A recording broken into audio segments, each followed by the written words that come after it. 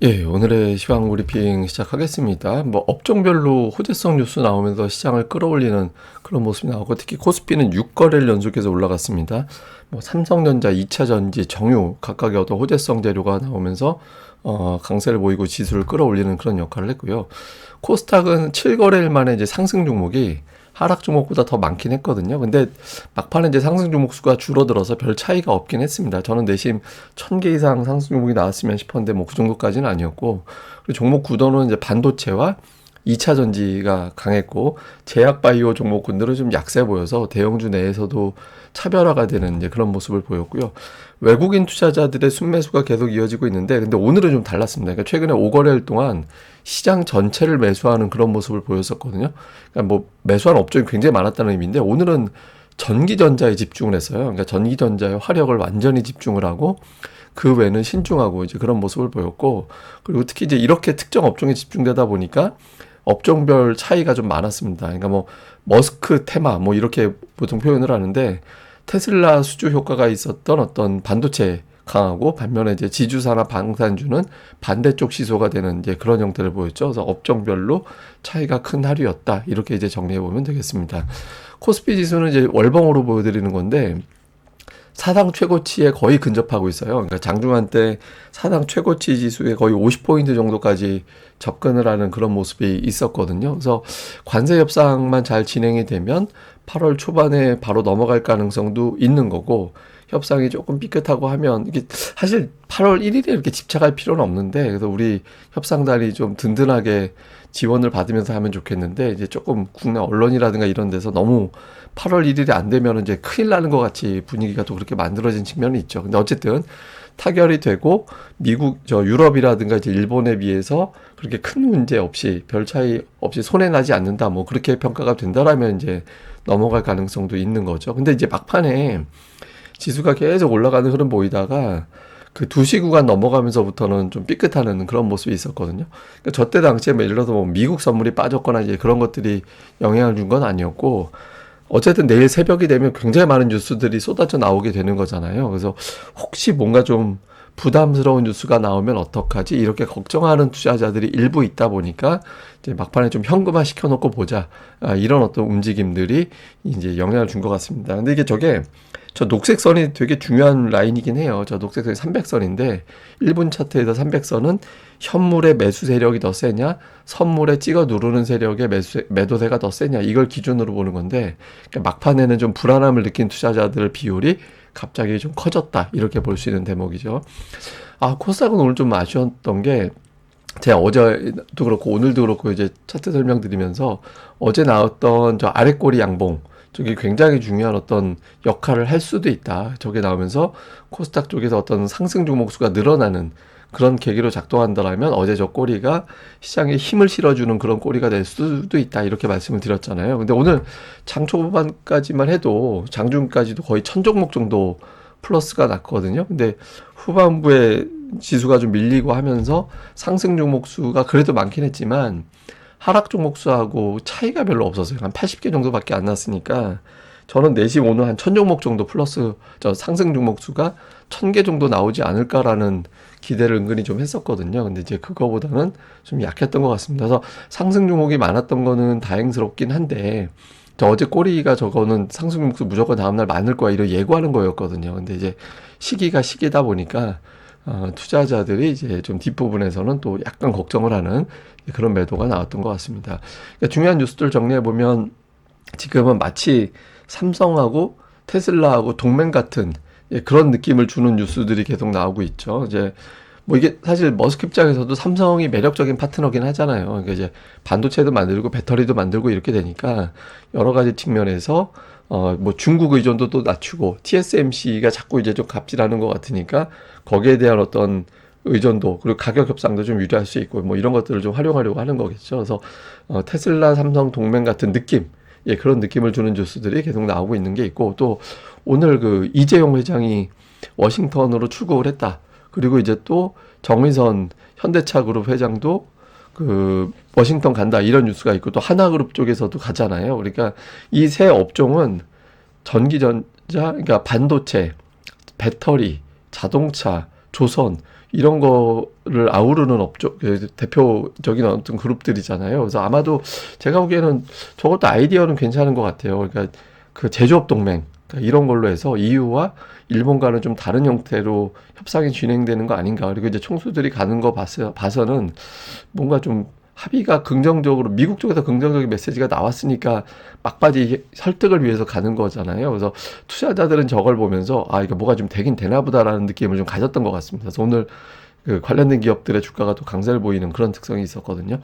예, 그리고 오늘 LG 에너지 솔루션이 3년간 이제 6조 원 규모의 배터리 공급한다 이런 계약이 공시가 됐는데 테슬라라고 합니다. 저것도 또 테슬라라고 해서 테슬라 입장에서도 뭐 중국산에 너무 의존하는 것도 문제가 될 수 있잖아요. 그래서 아마 이런 부분들도 또 어필이 돼서 어쨌든 우리 증시는 뭐 오늘 LG 에너지 솔루션이 그렇다고 올라간 건 아니지만 배터리 주들은 코스닥에서 올랐잖아요. 그래서 일종의 좀 머스크 장세, 예, 뭐 시장에서 이제 머스크 테마 장세 뭐 이런 식으로 표현을 해도 될 것 같은데 오늘 뭐 테마 장세의 어떤 타이틀을 굳이 꼽자면 머스크 테마 장세였다 뭐 이렇게도 평가가 되는 것 같습니다. 근데 또 하나 오늘 살짝 우리 증시가 괜찮았던 건 미국의 금리가 빠진 것도 주목을 받은 거라고 저는 생각을 해요. 그러니까 미국 국채 금리가 얼마 전까지만 해도 막 올라가서 4.5 넘어가네 뭐 이런 걱정이 좀 있었잖아요. 근데 이제 금리가 빠졌는데 미국의 구인 건수가 줄어들었고, 그다음에 컨퍼런스 보드 소비자 신뢰지수 설문에서 일자리 구하기가 어려워요라고 답변하는 사람의 비율이 커졌거든요. 그래서 그러니까 미국의 고용 지표가 조금 약해지고 있다. 그러면 이제 인플레이션 우려만 조금 덜어내주면 파월이 9월에 금리 내린다라는 뭐 상황 봐서 내릴 수도 있지 뭐 이 정도의 메시지가 나올지도 모르겠다라는 기대도 좀 한 것 같거든요. 그래서 이런 것들이 겹치면서 금리가 좀 내려가서 이 점도 투자자들에게는 오늘 지수 플러스 나도 괜찮겠는데 그런 식으로 생각을 좀 했던 것 같습니다. 예, 특징들은 뭐 삼성전자가 오늘 장중에 4%까지 플러스가 났었어요. 그러니까 뭐 삼성전자 매수가 굉장히 강한데 오늘 블룸버그에서 삼성전자의 어떤 보도가 나오더라고요. 그러니까 테슬라의 대규모 주문을 받은 게 있죠. 그러니까 이게 이제 삼성전자의 약점을 결정적으로 보완해주는 역할을 할 것이다. 그래서 향후에 시가총액이 500억 달러 정도까지 커질 수 있다. 그러니까 이런 내용들이 포함이 되어 있었거든요. 그래서 외국인들이 삼성전자에 대한 관심을 많이 갖는 것 같아요. 그러니까 이제는 그 파운드리 같은 경우는 그냥 아예 없는 걸 취급을 했었는데, 뭐, 여 기사 내용이 나온 표현을 그대로 인용하자면, 그래, 할 수 있어.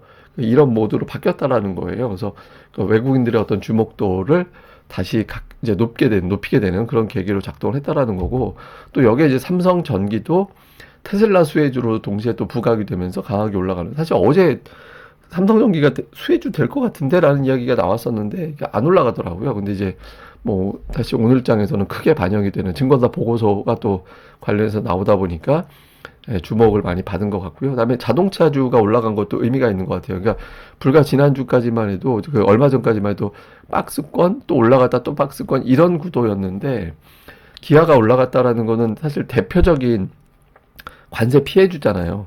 예, 관세 피해주 꼽으라고 하면 반도체, 자동차, 철강, 2차전지 등등으로 시장에서는 보고 있거든요. 근데 이제 어쨌든 자동차주가 올라갔다라는 거는 아 이게 협상이 어떻게든 나오겠고 사실 우리 입장에서는 15% 관세가 만족스러운 건 아닐 거예요. 만약에 어떻게 나올지 모르겠지만 왜냐하면 우리나라는 미국하고 FTA 때문에 제로 관세였는데 다른 나라는 관세 조금 내고 있었거든요. 근데 동일해지는 게 맞는 건가 싶긴 하거든요. 그래서 좀 잘 돼가지고 조금이라도 낮아지면 좋을 것 같긴 한데, 근데 어쨌든 우리 입장에서는 15%만 돼도 다행이다라는 분위기가 되어 있죠. 그래서 조금 협상단이 힘을 가지고 협상을 해줬으면 좋겠는데, 너무 막 미션이 커지도록 뭐 8월 1일까지 15% 사수해야 뭐 이렇게 해서 조금 우리나라 협상단이 압박을 받고 하는 게 조금 안쓰럽긴 합니다. 근데 어쨌든 자동차가 올라갔다라는 건 협상에 대한 어떤 잘 되겠지 뭐 이런 식으로 또 생각을 했던 걸로 보여집니다.